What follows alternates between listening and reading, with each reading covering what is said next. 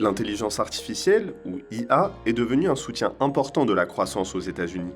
Ou plutôt, les espérances de gains de productivité durable et de profits futurs lui offrent un coup de boost.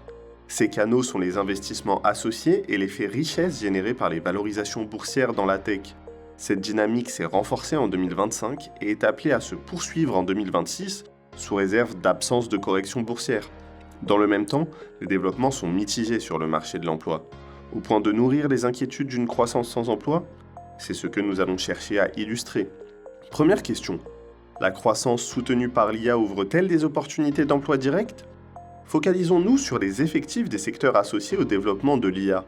Du côté des biens, la fabrication de produits informatiques, et du côté des services, le traitement et l'hébergement des données et la conception de systèmes informatiques. Sont également pris en compte la R&D scientifique et le conseil technique, moins directement liés mais qui sont d'importants pourvoyeurs d'emplois, susceptibles d'accompagner le cycle.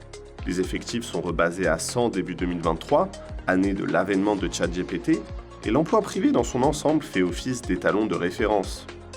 Et, sur la période étudiée, l'emploi sous-performe dans l'intégralité des secteurs concernés comparé à l'emploi privé total. De plus, l'ensemble des catégories de l'échantillon hors consulting affiche une baisse. Ces secteurs détruisent donc des emplois au cœur de leur expansion. En outre, le recul le plus marqué apparaît dans la fabrication de produits informatiques. Il est dès lors patent que l'IA n'est jusqu'ici pas génératrice d'emplois directs, et ceci est révélateur de l'ampleur du défi de la relance industrielle américaine, objectif clé de la Maison-Blanche. Deuxième question. Est-ce que l'IA soutient l'emploi de façon indirecte dans les secteurs entourant sa supply chain ou dans l'économie en général grâce au surcroît de croissance? En 2025, aux États-Unis, l'emploi privé a achevé l'année à plus 0,3% en glissement annuel, soit le rythme le plus faible observé hors période de récession depuis 2003. Cette faiblesse contraste avec la croissance du PIB que nous estimons à plus de 0,8% en glissement annuel au quatrième trimestre 2025. L'effet d'entraînement indirect n'est donc pas plus convaincant que l'effet direct, alors que les gains de productivité sont solides. L'histoire nous enseigne que la divergence croissance-emploi n'a que rarement duré.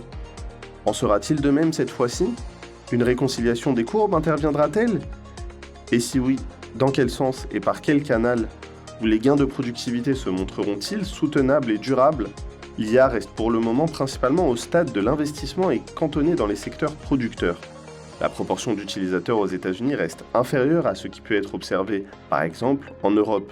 Devrons-nous attendre que davantage de cas d'usage se développent aux États-Unis pour que l'IA en vienne à générer une croissance plus inclusive, notamment en termes d'emploi?